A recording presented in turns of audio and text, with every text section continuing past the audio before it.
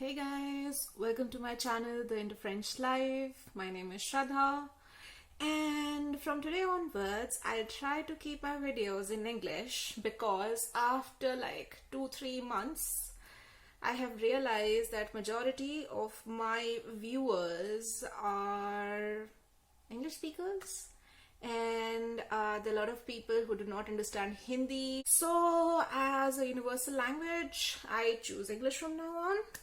Moving on, so what's today's topic? So today's topic is what to do when you arrive freshly in France. You can come from India or anywhere.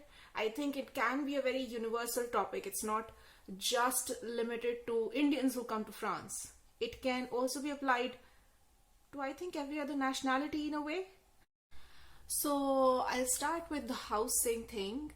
Obviously, for visa purposes, you have to previously book a house, show the contract to obtain your visa, be it for work permit, be it as a student purpose. You always need to show a residence proof.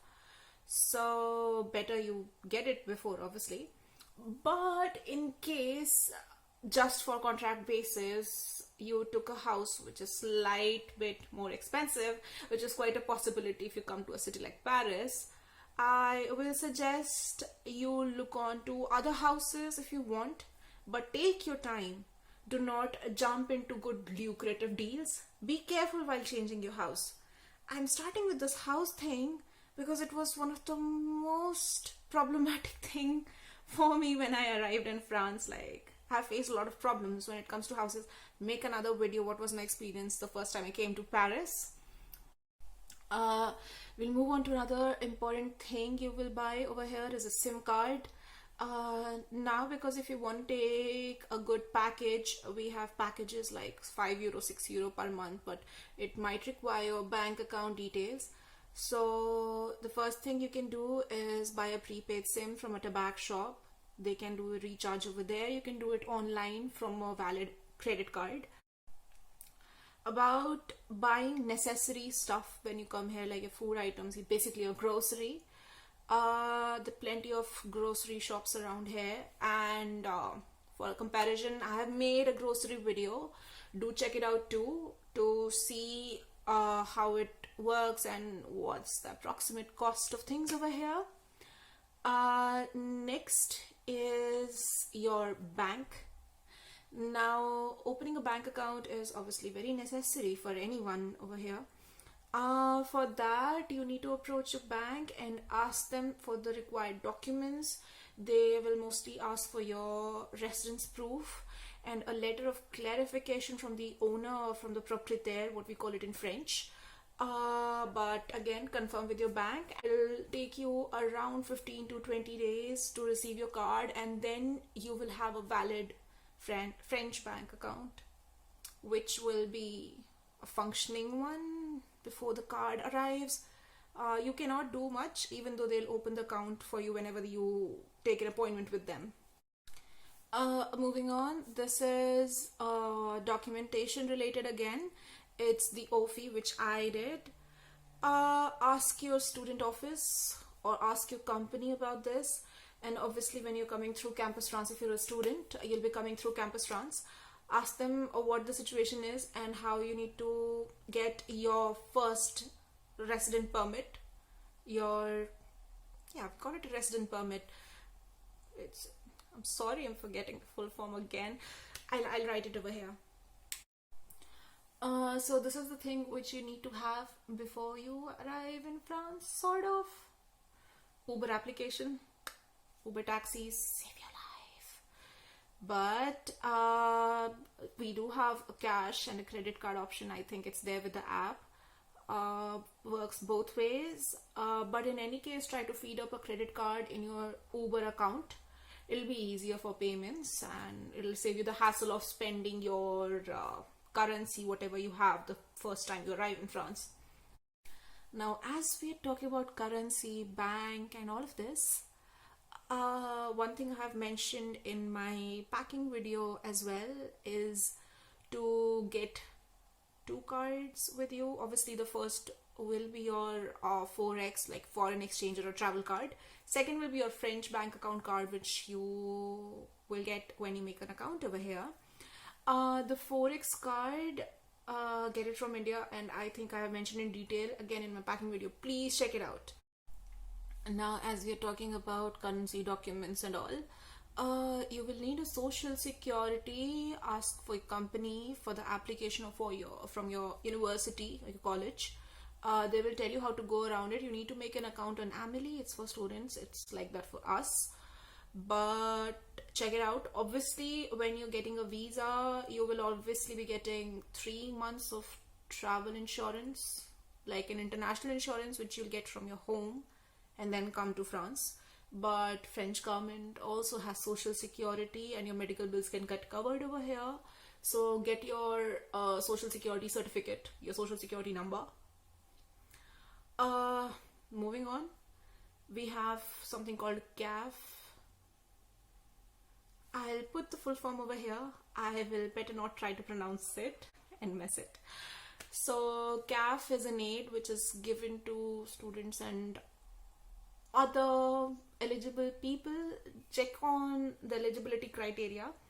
CAF is an aid you'll get on your house rent, and you have to see if the house which you're renting is valid for APL or not. Sorry, I'm messing up with these words, but I'll just list it down here. Next is for CAF you need it, and for many other purposes you need it. Get your birth certificate translated and apostilled.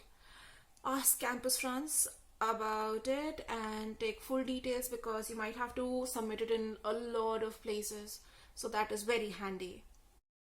Okay, so now that we have covered documents part, we'll move on to how you're going to commute in the city you arrive in. For Paris, there's this thing called Navigo Pass. You can get a card, you can approach an office and get it made, and check their official website for more details. That's for Paris, but other cities also have cards. If you are a regular traveler, depends on where you live from your workplace and if you need it or not.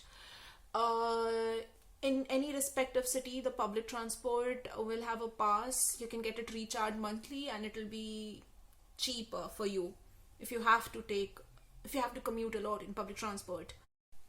Now that this list is almost complete, I will write things down in the description box as well, so do read the description box. And now comes the part where I'll tell you about where you have to pay attention and beware. Things which can be tricky, maybe unsafe. So I'll start with where you can get, caught up in some problems maybe. So as I mentioned about houses, when you're searching for houses, look for a good proprietor and look for good contracts and verify it. When you go through immobiliers, they obviously charge fees, but it's much safer. You can also get house insurance through them.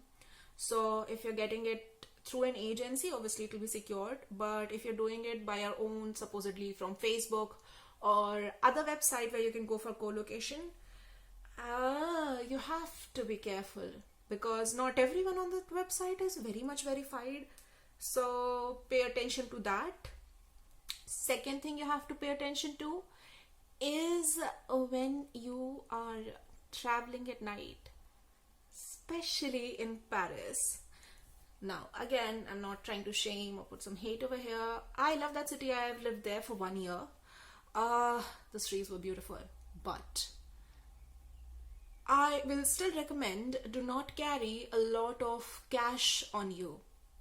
Like I used to carry 20-30 euros. I mean, that is also required to carry some cash with you anywhere you are, but still limit the cash you take with you. And you will get a bank card over here which will be contactless, that tap and go cards.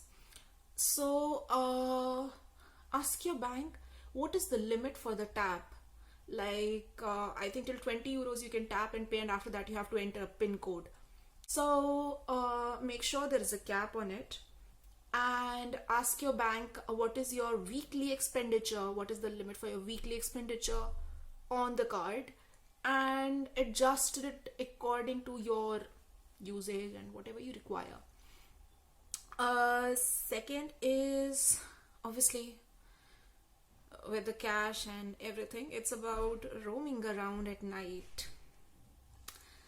You know, even though that place is safe, you should be very careful at any given point of the day, especially at night.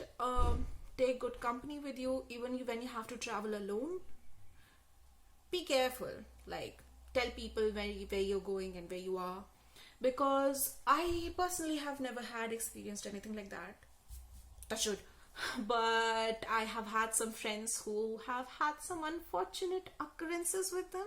Again, Paris is beautiful. France is great in many ways. Like, it's so pretty, it's so clean. But when you are an expat, there are challenges you have to face. And but again, so that was it for today, guys. If you like my video, then like my video, comment on my video, share my video, and subscribe to my channel. I'm gonna get you a lot of good content. And you can obviously comment whatever questions you have on this video or any other videos. Like, I have made a scholarship video, link right here, right here, right here. I mean, so even in that I have spoken about a lot of things. So if you have any queries, do feel free to ask them over here. I'll see you guys next time. Have a good day, stay safe, bye bye.